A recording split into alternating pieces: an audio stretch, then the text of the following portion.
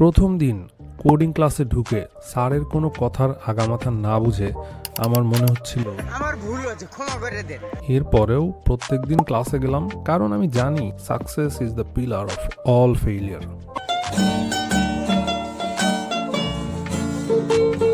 এরপর আমি data structure ক্লাসে গিয়ে তারে জামিন পার রিক্রিয়েট করা শুরু করলাম। এর মধ্যে দেখলাম আমাকে ছেড়ে সবাই নিজে নিজেই কোডিং টিম করে ফেলেছে। আমি বুঝলাম এবার আমার খেলা আমাকেই খেলতে হবে। এরপর আমি যেদিন নিজে নিজে প্রথম প্রবলেম সলভ করা শুরু করি, সেদিন আমার মাথা এত ঘুরেছে যে ঘুরতে ঘুরতেই আমি বিছানায় পড়ে যাই। টানা 3 দিন পর আমার ঘুম ভাঙে। পরে ঘুম থেকে উঠে আমি নিজেই আর নিজেকে চিনতে পারছিলাম না।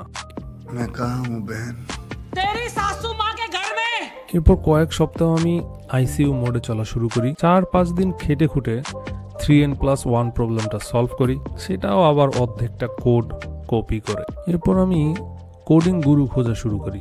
2-1 গুরু পেয়ে যাই। তাদেরকে বললাম আমাকে একটা তাবিজ দিতে, আমাকে একটা দীক্ষা দিতে, আমি যাতে সাধনা করতে পারি। কিন্তু তারা সবাই অলরেডি অনেক ব্যস্ত ছিল, কারো কাছেই আমাকে দীক্ষা দেওয়ার মতো সময় ছিল না। তারপর আমি আমার নিজের গরু নিজেই পালন করা শুরু করি। সেটা কয়েক মাসের মধ্যেই অনেক মোটা তাজা হয়ে যায়। ও শিট, আমি তো কোডিং নিয়ে কথা বলছিলাম, এখানে আমার গরু আসলো কই থেকে?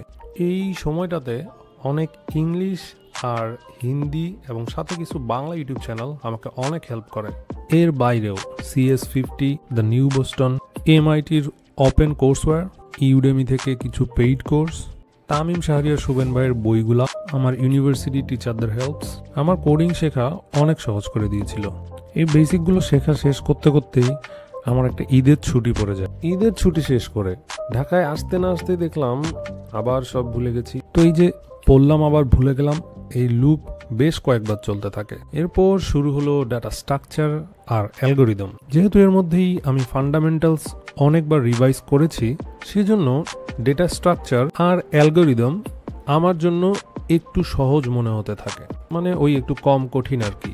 সত্যি কথা বলতে গেলে বিভিন্ন ধরনের অ্যালগোরিদম আর ডেটা স্ট্রাকচার যে বড় স্কেলের প্রবলেমগুলো সলভ করে, এইগুলো দেখেই আমার কম্পিউটার সায়েন্সের প্রতি আবার নতুন করে আগ্রহ জন্মানো শুরু করে। তো পড়ালেখা শেষ করে একদিন হুট করে আমার ফেসবুকে ঢুকে দেখি, আরে আমি তো 4 বছর আগে থেকেই ফেসবুকে কাজ করছি, এত কষ্ট করে আমার এইগুলো শেখার কি দরকার ছিল?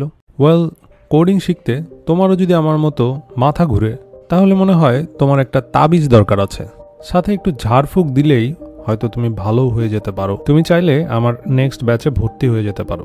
ডিটেলস ভিডিও ডিসক্রিপশনে দেয়া আছে। আজকের বিজ্ঞাপন বিরতি এখানেই শেষ। কোডিং নাটকের পরবর্তী পর্ব আসছে ঈদের পরেই। ততদিন সবাই ভালো থাকবেন।